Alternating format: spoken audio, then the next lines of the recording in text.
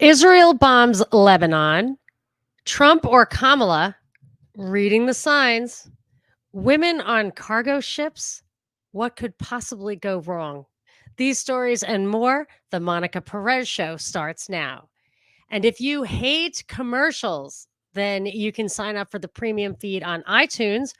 And I'm about to launch a membership on my website, which will give you an RSS feed for your favorite podcasting platform. But in the meanwhile, the iTunes one's only $4.99 a month, less than the cost of one single newspaper, which I will read so you don't have to. Also, we have Saturday Story Time, which I have a new book. You can watch the entire Octopus series. There's a playlist on YouTube. You can find all the shows starting in June 2024 on the podcast and on my website. But now we're doing Mass Control, Engineering Human Consciousness by Jim Keith. And it's really, really great. So the first episode, I think, is this Saturday. I think maybe the second episode is this Saturday. I think you can get the first episode already. And that's that. So let's get on to our first story. This carnage in the Middle East just simply does not end. Israel is now bombing Lebanon. It's not a Hezbollah Israel war. It's not a war. It is Israel's bombing Lebanon, just like they bombed Gaza. And it's kind of crazy because there are, just like I've been complaining about for years, there are processes from human history, from human civilization, from nations, from nation states, from international relations. There are processes for all of this stuff. What is happening is they claim Hamas and Hezbollah are Iran-backed organizations that make deadly attacks on Israel. And you have to prove that. So at this point, Iran, it's, to me, whether maybe they're not doing that. If they are doing that, it just supports my idea that they're controlled opposition. Why does Iran care about all of that stuff? I don't understand. They could not be further away from Israel in the scheme of things, but they're blamed for for Houthi rebels, for Syria, for anyone who defends themselves. It's called Iran backed. And I'm not saying Iran doesn't engage in it.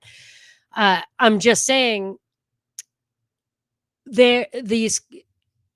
it's more likely to me, and I think there's evidence to support this. I've seen people report on it that Hamas and Hezbollah, or Hamas certainly, was created or fostered by Israel to make the religious argument, the argument, rather than the Palestinian Liberation Organization, which was secular and was making headway.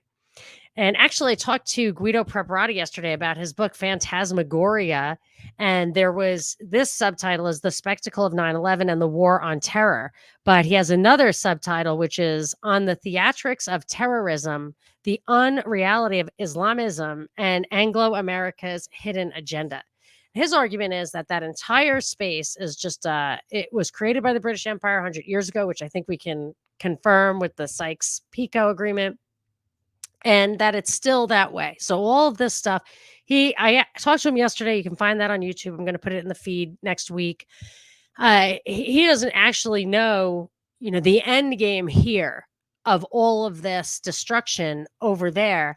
I can reach back to the 80s and read the Oded Yinon plan. It's called A Strategy for Israel in the 1980s. It may be explaining this. I'll read that in a second. Or a couple of minutes. Anyway, regardless of what is actually going on, there are processes. So if this is a war that's state against state, there are tenets of a just war, which is the Catholic thing, but there's also a law of war, like an internationally observed, the Geneva Convention, other stuff like that. I'll read a couple of sections from this. Section 3 of the Hague Convention of 1907 required hostilities to be preceded by a reasoned declaration of war or by an ultimatum with a conditional declaration of war. So you have to give them the ultimatum, stop or else. That would definitely work if or I should say it would apply if it was a government. Is this a government? So I looked into it and I thought, why is Lebanon just allowing Israel to bomb them without declaring war on them? And I knew Lebanon got into some really bad shape lately. I didn't realize how bad it was because it was kind of stabilized for a while there. It doesn't even have a president right now. It does not even have a president right now. So of course that's a great way to go about, because I actually about neutralizing an enemy, because I think it was 4 years ago there was a big bomb in their port, and the story was totally fishy. It was clearly, a it looked like the work of the Anglo-American Empire, let's just say. So that happened, and other things happened. I have a quote here. It says, the Lebanese liquidity crisis, coupled with nationwide corruption and disasters such as the 2020 Beirut explosion, precipitated the collapse of Lebanon's currency and fomented political instability, widespread resource shortages, I remember that, and high unemployment and poverty. So they've been neutralized. So if you start bombing them, there's nothing they can do about it. And I even looked on tried to find their official government news to see what they would say about this. And they're really not, I couldn't find where the outrage was. So they've been completely neutralized. And their Hezbollah, I think, is represented in the government of Lebanon and their legislature. But if it isn't an armed attack from the government of Lebanon onto Israel, it's not a war. That's not a state. So what is it? Is it pirates? They need to be controlled by the government of Lebanon, and they're not. They're not being controlled by the government of Lebanon if we are to believe that they have been sending attacks. Now, Israel, I think that's clear that Israel did a pager attack. So a lot of pagers, hundreds or even thousands of pagers exploded. I think hundreds about a week ago. Those pagers were manufactured and planted. That process started over 5 months ago. So anything that happened in the past 5 months, they were already being targeted. And I looked back at old articles and stuff that Lebanon was definitely next. So, if there is no real government of Lebanon, it's effectively a failed state at this point, I guess. And these are pirates, privateers. They're not state actors. What do you do then? Like, in that case, you actually do. I mean, I would think that this would be, you can identify individuals that are creating crimes like Osama bin Laden. There should have been a letter of marque and reprisal in our Constitution against a pirate, a privateer, somebody who's attacking without the backing of a state. But all of this chaos is, outside the process. Why did we ever have the UN? I've never been a fan of the UN, and I was raised to the UN treaty are being involved in is unconstitutional. But if ever there were any value in it, this would be it. We have a situation where there's a failed state. There's accusations that there's an attack from them to Israel. What do you do? That is something that if Israel's truly part of the UN, they probably need to cooperate with that. But there are other tenets of just war and the law of war that would apply. And this does reflect the Catholic notion, but this is the secular notion. I don't know if it came from Vattel's Law of Nations. I wouldn't be surprised, because that is like the seminal work on nation states and international relations. Military necessity, along with distinction, proportionality, humanity, sometimes called unnecessary suffering, and honor, sometimes called chivalry, are the 5 most commonly cited principles of international humanitarian law governing the legal use of force in an armed conflict. I'll explain a few of them. Military necessity is governed by several constraints. An attack or action must be intended to help in the defeat of the enemy.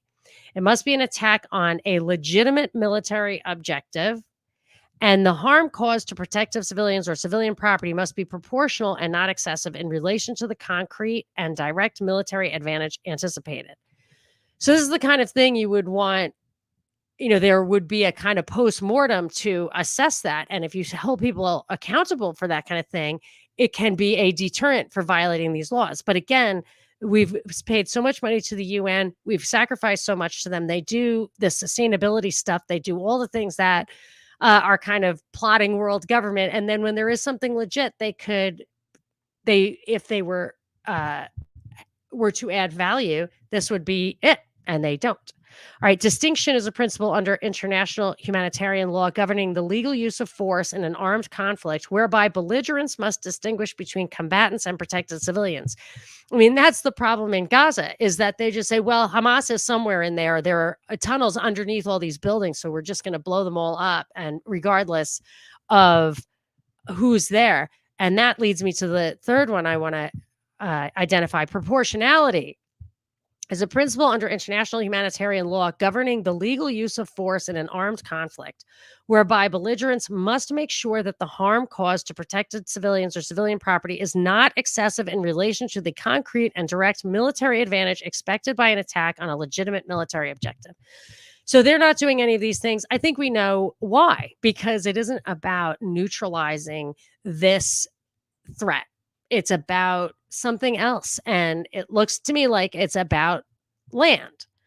So the Oded Yinon plan, which is extremely dated, it's actually called A Strategy for Israel in the 1980s, and it was translated from Hebrew. This was some kind of official in the Israeli government in the 80s, speaking plainly about what would be good for Israel. And I remember discovering this because I was trying to figure out other stuff that was happening in the Middle East 10 years ago. I was on the radio and I read this, and I remember I was super nervous because now it's like a badge of honor criticizing Israel, but back then it was an act of courage. But I only read it because it was black and white. It absolutely positively from an Israeli official.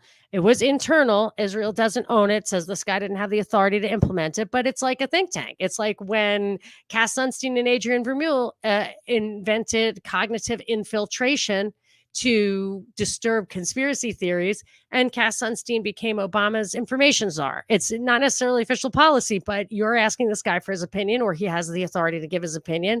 And if the stuff starts coming true, you might think that they took that advice. So it says it's about 10 pages, and you can get it on archive.org. And it starts out by saying that all the Palestinians should just go to Jordan. Let the Palestinians run Jordan and control Jordan, and just kind of cordon them off there. And then it says the Western Front is less complicated than the Eastern Front. Lebanon's total dissolution into 5 provinces serves as a precedent for the entire Arab world, including Egypt, Syria, Iraq, and the Arabian Peninsula. The dissolution of Syria and Iraq later on into ethnically or religiously unique areas, such as in Lebanon, is Israel's primary target on the Eastern Front in the long run, while the dissolution of the military power of those states serves as the primary short-term target. Syria will fall apart in accordance with its ethnic and religious structure into several states, such as in present-day Lebanon, so that there will be a Shiite Alawi, A-L-A-W. I know it's the Alawites, so the Alawi state along its coast, a Sunni state in the Aleppo area, another Sunni state in Damascus, hostile to its northern neighbor, and the Druze, who will set up a state maybe even in our Golan and certainly in the Hauran in North Jordan. Okay, so I must have been reading this because of Syria. What was happening in Syria? Everyone's like, oh, Assad is a monster. I'm like, I think this isn't about Assad being a monster. And why would we care if Assad was a monster? We're in bed with monsters everywhere. This state of affairs will be the guarantee for peace and security in the area in the long run, and that aim is already within our reach. Iraq, rich in oil on the one hand and internally torn on the other, is guaranteed as a candidate for Israel's targets. Its dissolution is even more important for us than that of Syria. Okay, this was before PNAC, the Project for a New American Century, and before 9/11. But PNAC was before 9/11, and it said we got to take Iraq out, and we maybe need a new Pearl Harbor to do that. Iraq is strong. I'm going to have to take this show right off of YouTube as soon as we're finished. Oh my gosh. Oops. Okay, Iraq is stronger than Syria. In the short run, it is Iraqi power which constitutes the greatest threat to Israel. An Iraqi-Iranian war will tear Iraq apart and cause its downfall at home even before it is able to organize a struggle on a wide front against us. Well, that could be why Ari Ben-Menashe or Khashoggi, whoever it was I think Israel was facilitating the transfer of arms to Iran in the 80s. I think we learned that from the Octopus series.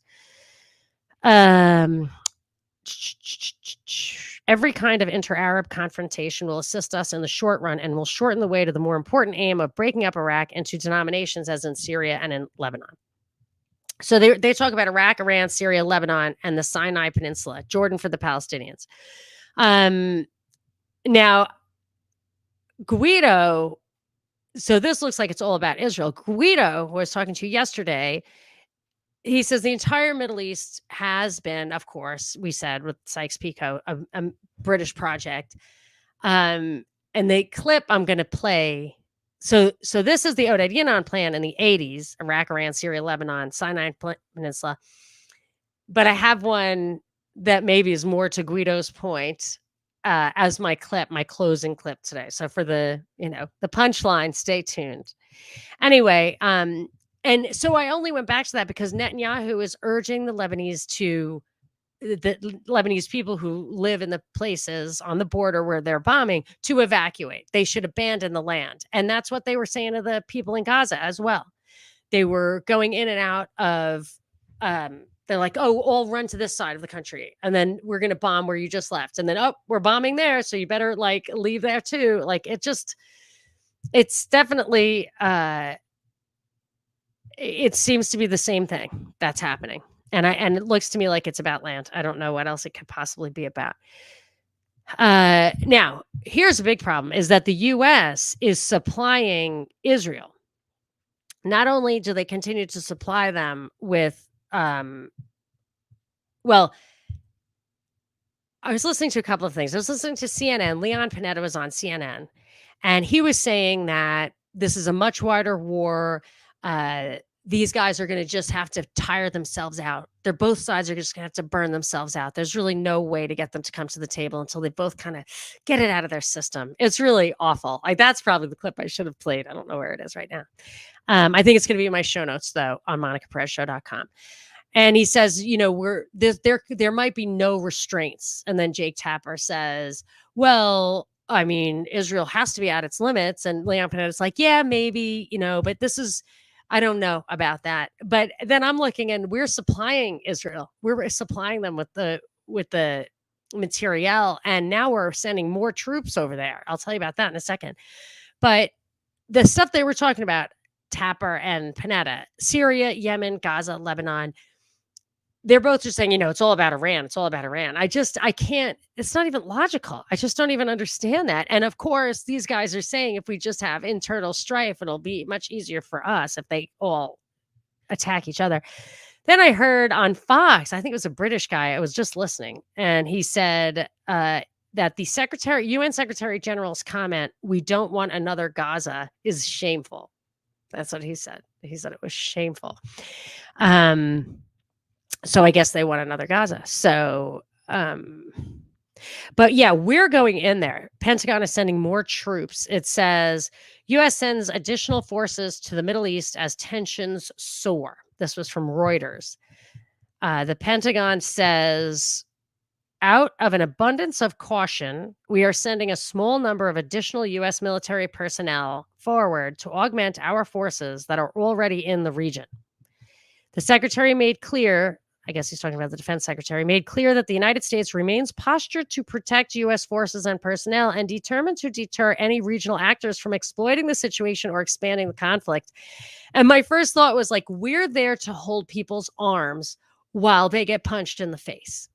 That's what we do. I think that's what we did in the whole Balkan conflict too. We just made an arms embargo against people being able to get weapons to defend themselves. I remember thinking that's not cool. And I hate it when we're just going over there to protect ourselves. It's well, it would be much more sensible if you just left because then there'd be no self to protect on foreign soil.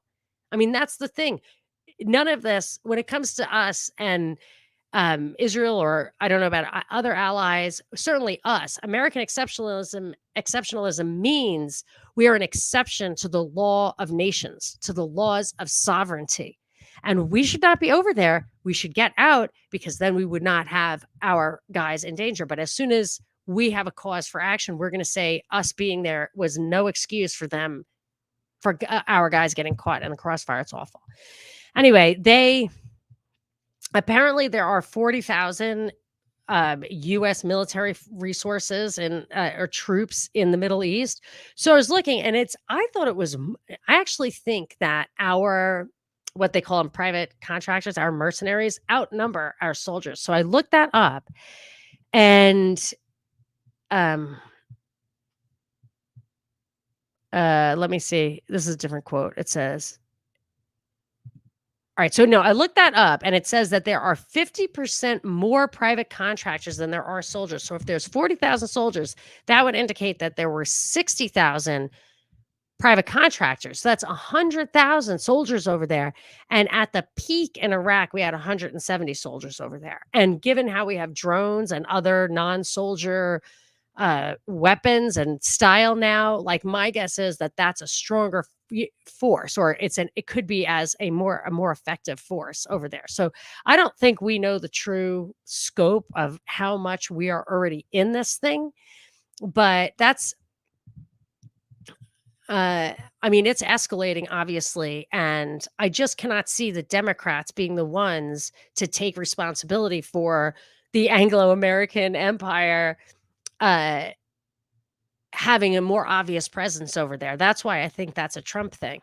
I do. And I know people like, he doesn't like war. I don't care about that. It doesn't matter what he represents something. He represents a rogue actor. He allows the Democrats to keep their hands clean, and a lot of the Republicans as well. And Republicans are slated to be the second tier party always anyway. So they have to get a couple of shots in the mouth to keep them back, or they might actually really take over in a real way, like with the Obamacare thing. They had momentum. They dropped the ball, of course, but anyway. And the contract with America, I remember they had momentum. Israeli Defense Minister Yoav Gallant, who has spoken repeatedly this week to U.S. Defense Secretary Lloyd Austin, has declared a new phase of the war, shifting its focus to the northern front against Hezbollah in Lebanon. It's not a war. It's not a war.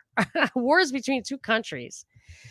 And get this. So the University of California, I just heard this on the radio. I don't know if you guys hear it too, if it's just local news. 5 University of California campuses are to get more military equipment. It says the University of California Board of Regents Thursday approved the purchases of additional military equipment after receiving requests from 5 campuses. The new request followed an eventful spring when many campuses saw encampments and protests in response to the Israeli-Palestine conflict. I don't know if this is going to make it worse or what. I really don't understand how you get to just bomb foreign countries. Inventory included breaching rounds used to gain access to locked doors in case of emergency, which were used by police during a building takeover.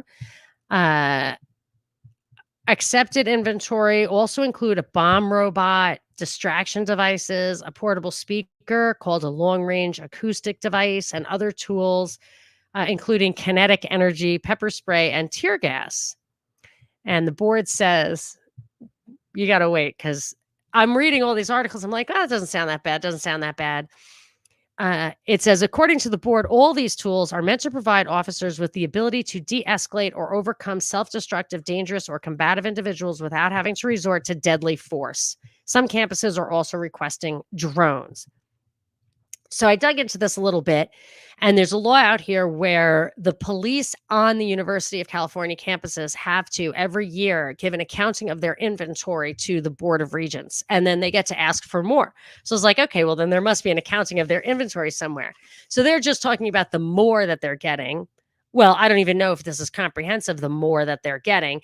It's highly curated reporting, because if you look at the actual report of their inventory, all that, all this here, all of that are guns, rifles, and ammo.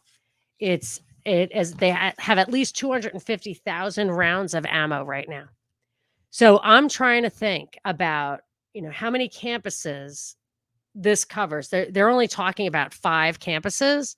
I don't know how many campuses all together this 250,000 cover, but I'm trying to think of the situation in which these guys should be authorized to spend 250,000 rounds of ammunition on school campuses as a university police. That's the kind of thing I worry about when they talk about, okay, there's a school shooting. We need more resource officers. Teachers should be armed. I get it. I mean, if I lived in a country with a lot of rape or whatever, I would definitely be packing. I'm not saying that it's not an individual decision or whatever, but it just seems to me that that conversation is about bringing a lot more deadly force on the government side of everything. And in my personal experience, the closest I have ever come to being afraid of a deadly force situation, and it's happened a couple of times, were when the cops were called. So I have this special son. He used to escape. Every once in a while, somebody would call the cops. And 2 or 3 times I've come on the scene and they got their hands on their guns. And this kid is freaking out. And you read stories like that all the time. Oh, yeah, well, they were, threatening or whatever, and down they went. If you don't introduce deadly force in the situation, you might not have a deadly situation. And I can understand some kind of limits. I can understand if they limited it to this purely defensive stuff. And if the campuses themselves are no gun zones, which they probably are, I just can't envision the scenario where the 250,000 rounds of ammo is the baseline here. Anyway, so when I think about a lot of these issues, that's when I think about so there was a CNN article that said no clear leader in race between Harris and Trump, polls find. And so when I talk to people online, podcasters or people in the audience, whatever, everyone thinks Trump's going to win. When I talk to people in LA, everyone thinks Kamala's going to win. So I have no idea. Like, it may be obvious to people who are good at this. I am not good at it because they're 2 different things and I'm not good at either of them. One is what's the script that's being written by the people at the top? And for me, it's that mosaic of tiles. Like they're putting a mosaic up and they can draw tiles from either pile at any time. What's the pile right now? Last time it was COVID. This time it seems to be the Middle East and it's escalating. So I would say that weighs in the favor of a Trump win. But then you have this interest rate cut, which in the end of September should give a little wind in the sails of the economy. And that's the thing that is like the weakest thing of Kamala v. Trump. Like, Trump has the high ground with the economy. And I know our friend Jason thinks that Powell is totally independent. It's impossible for me to believe that anyone is totally independent. I can't believe it. So I don't. And so this would give Kamala a little juice, and they're going to do it again the day after the election, which actually, it seems like once you make that assertion, it kind of gets baked in. So that's going to give it extra juice to this push right now. It would also give a little, big snaps to whoever gets in on November 6th, because like that little boost would come November 7th. It always comes anyway because people like certainty. They can start to plan. So usually the market's like whatever the outcome is. So there's that, but and then there's the Georgia election law where they actually have to count the ballots as a backup, which I think wouldn't happen if Trump weren't meant to win Georgia, because I think he will win the actual vote there. So if you're going to actually get the actual vote, then you're going to probably get Trump there. So what else? I also think when it's like razor thin like this, one of the agenda items is to make the Libertarians or the Green Party or RFK seem responsible for your loss. So I think they like the razor's edge of these two guys so they can make it look like even 1% of voting libertarian, which is actually what happened in Georgia. That is what happened. But, if they can't get it together and get 51% of the vote, I don't know. It's hopeless anyway. Forget it. So to me, the biggest issue is this escalation in the Middle East, and I think Trump is the kind of guy who's gonna take no prisoners, kind of thing, which I would say makes him the winner.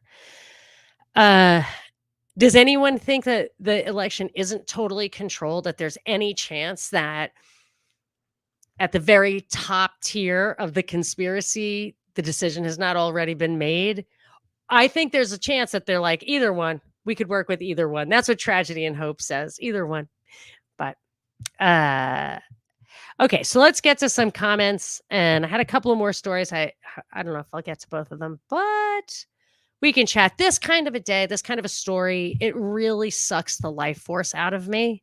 Like I don't like talking about escalating war. It's horrible. It's like the drug problem. It's like all these people, the people in my family died of drug overdoses. And you just see like the drug war is such a scam. And it's, the black money. And it's just, it just really could make me cry. Like I find these pathologies at the highest level to be like evidence of real evil controlling the world. It's this culture of death that my mother would say, from abortion to euthanasia to war and to the drug war. It's just this culture of death. And I don't usually let the news get me down, but today you can tell it's really got me down. So, I would say maybe the comments will pick me up, but I have a feeling that's not going to happen. But I do like the comments. Just maybe we can commiserate on today.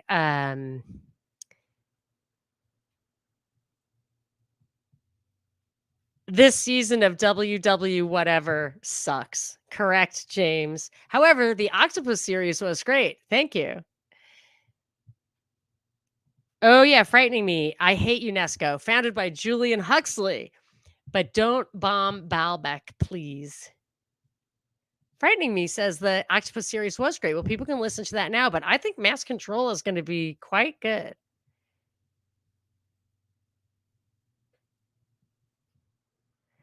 Don't get me started on the UN, Frightening Me says. Alice Bailey and the Lucis Trust. That's true. That's true. They do have that evil chapel. Yes, I did not mean to come off as naive. Like, I think the UN is a well-meaning institution. I'm just saying, if you think the UN is a well-meaning institution, something that has value, then why isn't it doing the only thing that it's really there to do? And I mean, NATO, forget about it. That job is to escalate World War III, it seems to me. Yes, the land was donated by the Rockefellers, and it was on the largest slaughterhouse. I did not know that. I used to live in an apartment near there. I used to go running around that neighborhood. Boy, some Richies live over there. They do love blood. Yeah, their prayer room. Yikes. Yes, it has a black cube.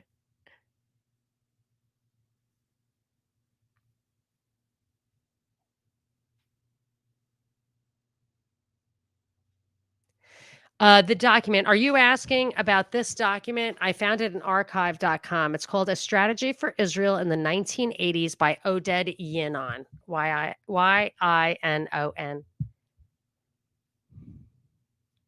PNAC had the new Pearl Harbor. That's right. Yes, Guido had mentioned Thorsten Veblen's something of the leisure class. While I was talking to Guido, I was ordering that book on Amazon. He's like, he has many, but that's why my books are down, because my books are showing, because I was pulling so many books for the Guido interview, and I didn't have that one. And he said of all his books, he'd throw them all away except for that one. So I have to read it. It's about the leisure class. Eric says invading Iraq was about biblical artifacts and the tomb of Gilgamesh. It might be. It was so disturbing to see that video from back in the day where the US soldiers went into perhaps the most ancient, I mean, they had to have been the most ancient artifacts of human civilization, since that was the cradle of civilization, and smashing them on the ground. Like, you would think, geez, like you wonder if humanity is salvageable. Like, save yourself. I mean that, try to save your family. I mean, the soul, our souls. The Theory of the Leisure class, Thorsten Veblen. Oh, you can get a free one, PDF. Nice.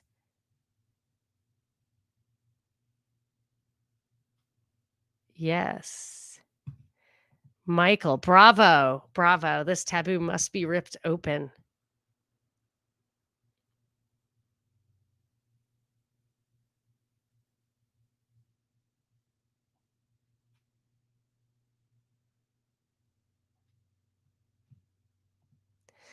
Okay. Sorry, guys. Bobby's going to hate this because I'm putting so many pauses. He's got to pull them all out for the audio. Oh my gosh. Okay. People are chatting with each other, which is great. I absolutely love that, but I can't do. Okay. So here you go. If you want to talk to me, write Monica. And here's frightening me saying, Monica, my comments are going to get more unhinged. You don't have to read them. I won't. I won't. I won't. I won't. Okay.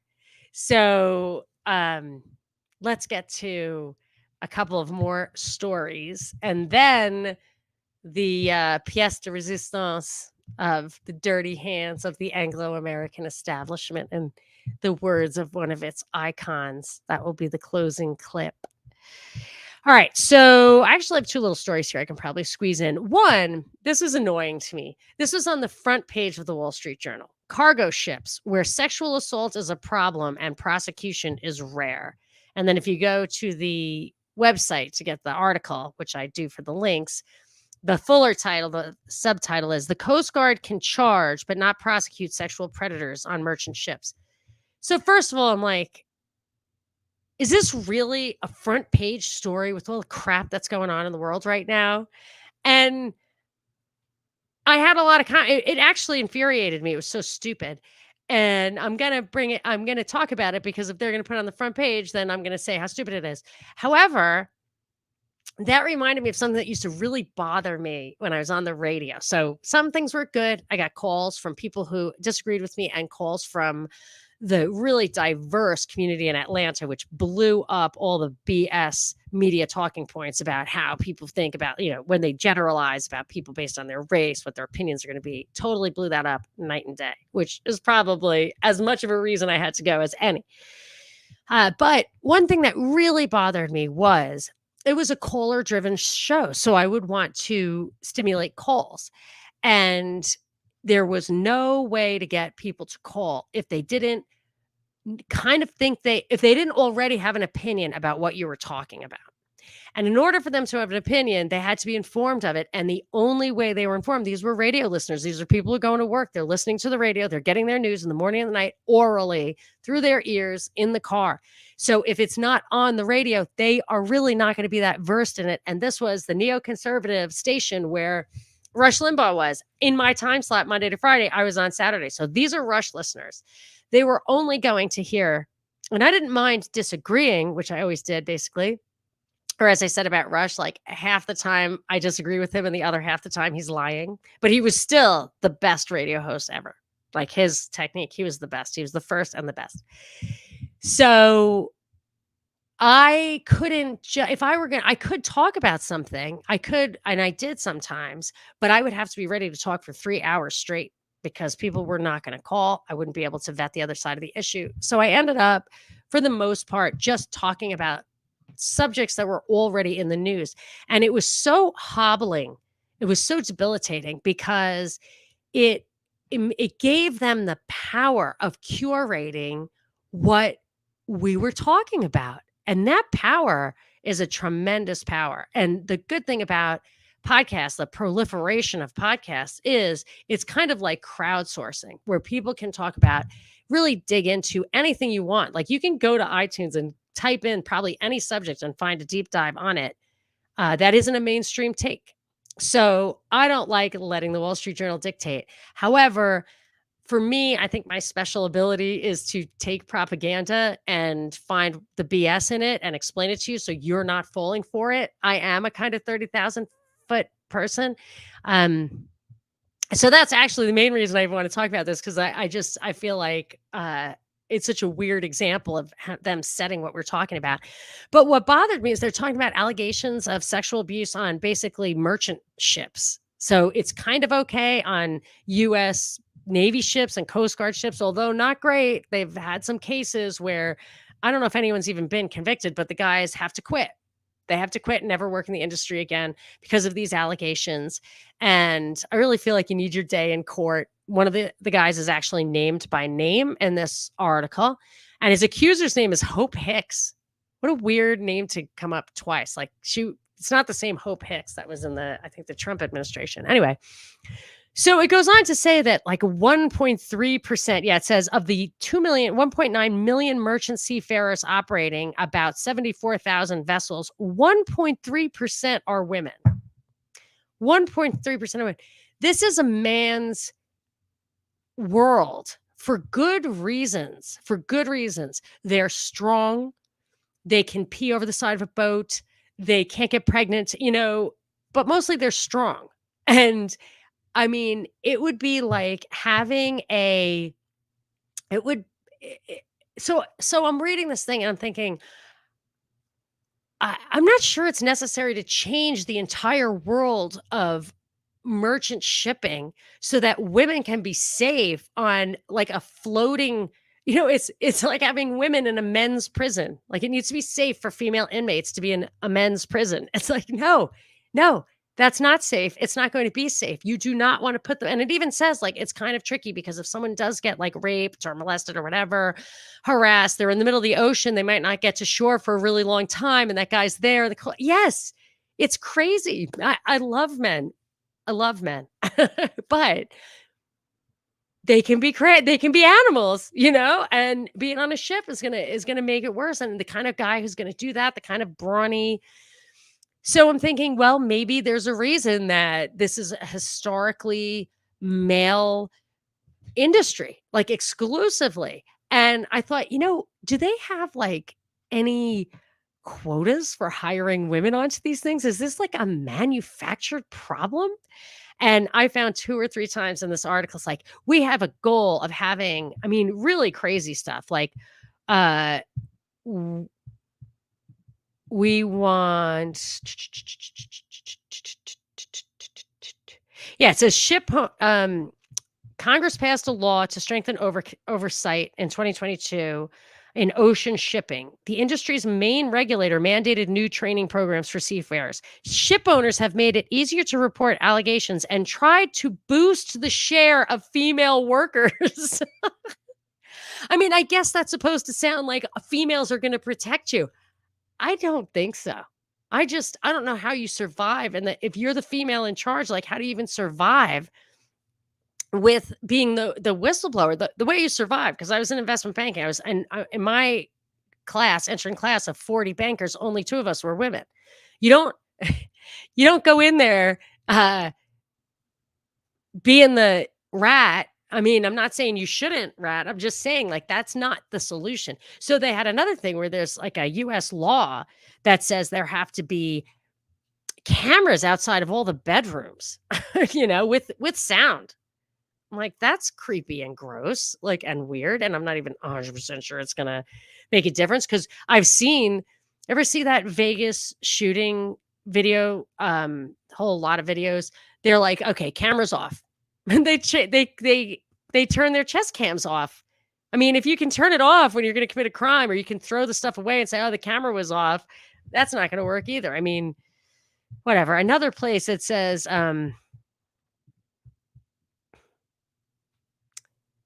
let's see. One of the laws said Maersk set up a hotline for complaints. and is training its entire crew of 12,500 mariners on how to deal with and report abuse at sea. It has also introduced a policy to have at least 2 female crew members on its ships. It could say 0 or 2. You know what I'm saying? I don't know. I think I've made my point. Anyway, now it does say shipping companies have business reasons to encourage more women in the workforce.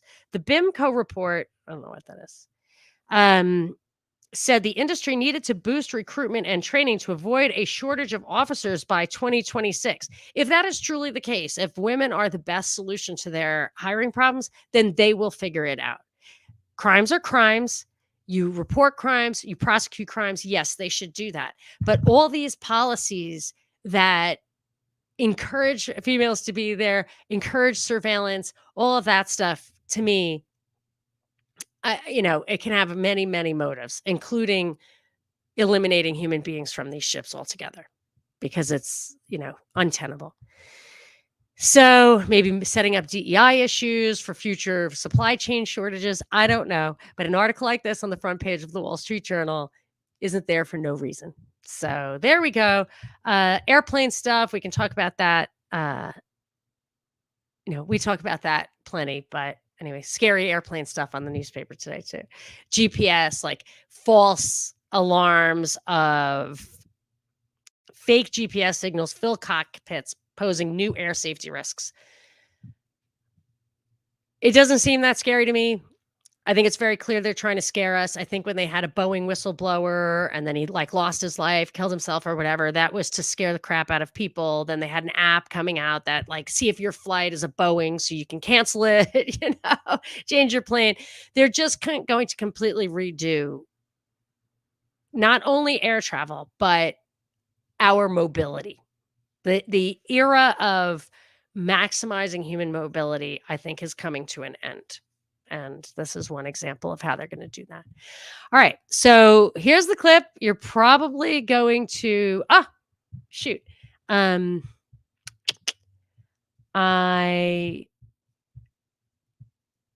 am going, you know what? I forgot to load it up. Here it is. Stand by for this clip I have for you. So if I have the clip and I'm not going to stop and start it, I have Bobby just load it up for me. But I said I was going to stop and start this. However, I'm not. I guess I'll just sign off in the end. But in the meanwhile, I have to load it up myself. It was totally my bad. Completely my bad. But you know what? Now you know it's live. It's live.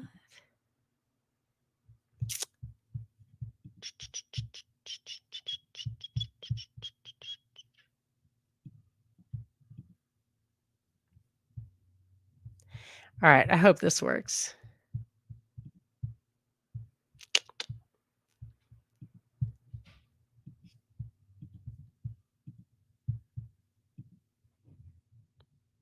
What?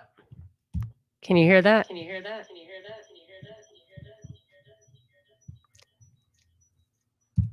Stand by.